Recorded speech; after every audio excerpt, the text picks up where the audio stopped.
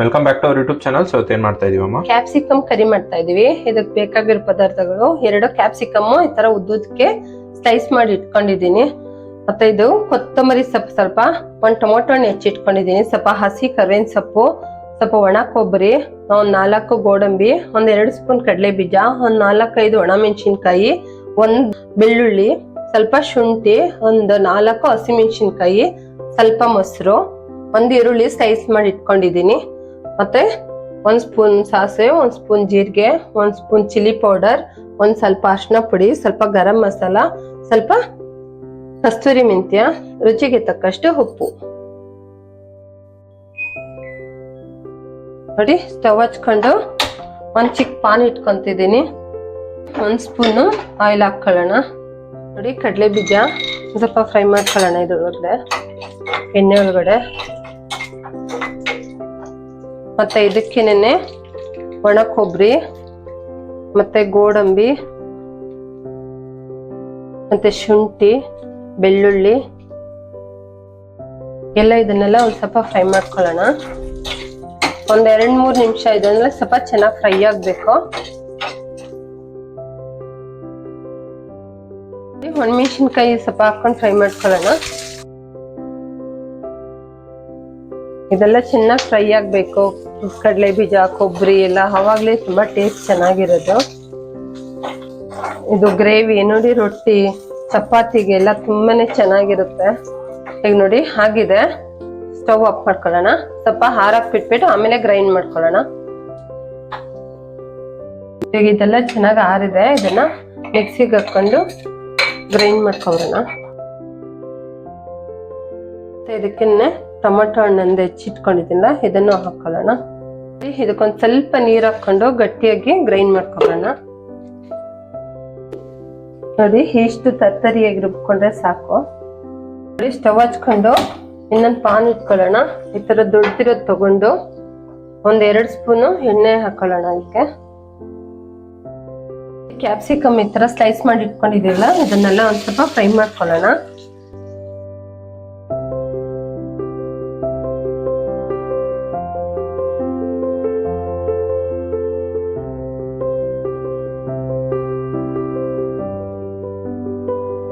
ಇದು ನೋಡಿ, ಎಲ್ಲ ಸಾಫ್ಟ್ ಆಗಿ ಚೆನ್ನಾಗಿ ಬೆಂದಿದೆ. ಇನ್ನೊಂದು ಪಾನ್ ಇಟ್ಕೊಳ್ಳೋಣ. ನೋಡಿ, 1-2-3 ಸ್ಪೂನು ಎಣ್ಣೆ ಹಾಕೊಳ್ಳೋಣ. ಇದಕ್ಕೆ ಸಾಸಿವೆ ಹಾಕೊಳ್ಳೋಣ, ಮತ್ತೆ ಜೀರಿಗೆ. ಸಾಸಿವೆ ಸಿಡ್ತಾ ಇದೆ. ಒಂದು ಸ್ವಲ್ಪ ಕಸ್ತೂರಿ ಮೆಂತ್ಯನ ಹಾಕೊಂಡು ಫ್ರೈ ಮಾಡ್ಕೊಳ್ಳೋಣ. ಇದಕ್ಕೆ ಸ್ವಲ್ಪ ಕರ್ಬೇವಿನ ಸೊಪ್ಪು ಹಾಕೊಳ್ಳೋಣ. ಸ್ವಲ್ಪ ಈರುಳ್ಳಿ ಒಂದು ಸ್ಲೈಸ್ ಮಾಡಿ ಇಟ್ಕೊಂಡಿದ್ದೀನಿ, ಸ್ವಲ್ಪ ಚೆನ್ನಾಗಿ ಫ್ರೈ ಮಾಡ್ಕೊಳ್ಳೋಣ. ಈರುಳ್ಳಿ ಚೆನ್ನಾಗಿ ಫ್ರೈ ಆಗ್ಬೇಕು. ಈರುಳ್ಳಿ ಒಂದ್ ಸ್ವಲ್ಪ ಫ್ರೈ ಆಗಿದೆ. ಇದಕ್ಕೇನೆ ಹಸಿಮೆಣಸಿನ್ಕಾಯಿ 1-2 ಫ್ರೈ ಮಾಡ್ಕೊಳ್ಳೋಣ ಹಾಕೊಂಡು.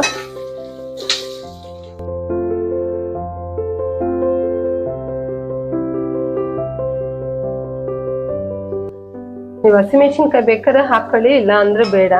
ಸ್ವಲ್ಪ ಚಿಲ್ಲಿ ಪೌಡರ್ ಸ್ವಲ್ಪ ಜಾಸ್ತಿ ಹಾಕೊಳ್ಳಿ. ಇದ್ರ ಹಸಿಮೆಣಸಿನ್ಕಾಯಿ ಹಾಕೋದ್ರಿಂದ ಸ್ವಲ್ಪ ಟೇಸ್ಟ್ ಚೆನ್ನಾಗಿ ಬರುತ್ತೆ. ನೋಡಿ, ಈರುಳ್ಳಿ ಮೆಣಸಿನ್ಕಾಯಿ ಎಲ್ಲ ಚೆನ್ನಾಗಿ ಫ್ರೈ ಆಗಿದೆ. ಈಗ ರುಬ್ಬಿ ಇಟ್ಕೊಂಡಿರೋ ಮಸಾಲೆ ಹಾಕೊಂಡು ಫ್ರೈ ಮಾಡ್ಕೊಳ್ಳೋಣ.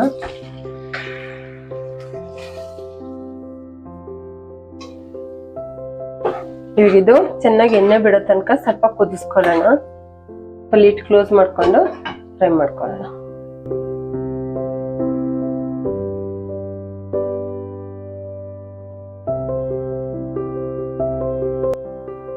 ನೋಡಿ, ಇದೆಲ್ಲ ಚೆನ್ನಾಗಿ ಕುದೀತಾ ಇದೆ. ಇದಕ್ಕೀಗ ಸ್ವಲ್ಪ ಗರಂ ಮಸಾಲ, ಮತ್ತೆ ಸ್ವಲ್ಪ ಅರಿಶಿನ ಪುಡಿ, ಮತ್ತೆ ಚಿಲ್ಲಿ ಪೌಡರ್ 1 ಸ್ಪೂನ್ ಹಾಕೊಳ್ಳೋಣ. ಮತ್ತೆ ರುಚಿಗೆ ತಕ್ಕಷ್ಟು ಉಪ್ಪು. ಈಗ ಇದೆಲ್ಲ ಒಂದ್ ಸ್ವಲ್ಪ ಚೆನ್ನಾಗಿ ಮಿಕ್ಸ್ ಮಾಡ್ಕೊಳ್ಳೋಣ.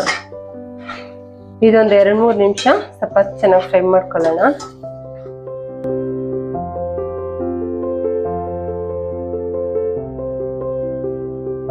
ನೋಡಿ, ಚೆನ್ನಾಗಿ ಕುದ್ದು ಎಣ್ಣೆ ಬಿಟ್ಕೊಂಡಿದೆ. ಇವಾಗ ಇದಕ್ಕೇನೆ ಮೊಸರು ಹಾಕೊಳ್ಳೋಣ.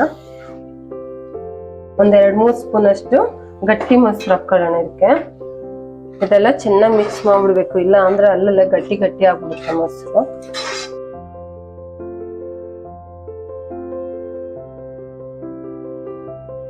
ನೋಡಿ ಚೆನ್ನಾಗಿ ಕುದೀತಾ ಇದೆ.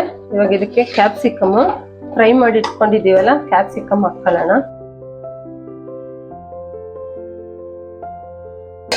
ಇದು ಎಣ್ಣೆ ಒಳಗಡೆನೆ ಚೆನ್ನಾಗಿ ಫ್ರೈ ಆಗಿದೆ. ಒಂದ್ 2 ನಿಮಿಷ ಇದನ್ನ ಫ್ರೈ ಮಾಡ್ಕೊಂಡ್ರೆ ಸಾಕು.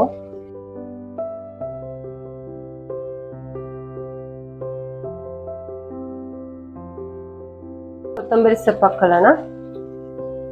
ನೋಡಿ ಒಂದ್ 2 ನಿಮಿಷ ಈ ತರ ಚೆನ್ನಾಗಿ ಕುದಿಸ್ಕೊಳ್ಳೋಣ. ಇದು ನೋಡಿ ರೊಟ್ಟಿಗೆ, ಚಪಾತಿಗೆ ಎಲ್ಲದಕ್ಕೂ ತುಂಬಾನೇ ಚೆನ್ನಾಗಿರುತ್ತೆ ಇದು ಕ್ಯಾಪ್ಸಿಕಮ್ ಕರಿ. ಇವಾಗ ಇದು ಲಿಡ್ ಕ್ಲೋಸ್ ಮಾಡ್ಕೊಂಡು ಒಂದ್ 2 ನಿಮಿಷ ಸ್ಟೀಮ್ ಅಲ್ಲಿ ಬೇಯಿಸ್ಕೊಳ್ಳೋಣ.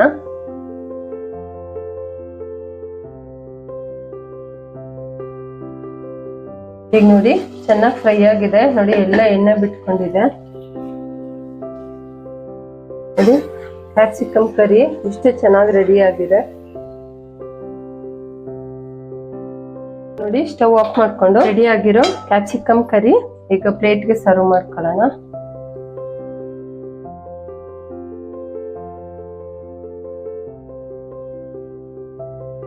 ಕ್ಯಾಪ್ಸಿಕಮ್ ಕರಿ ರೆಡಿ ಆಯ್ತು. ಇದಕ್ಕೆ ಕಾಂಬಿನೇಷನ್ ಅಕ್ಕಿ ರೊಟ್ಟಿ.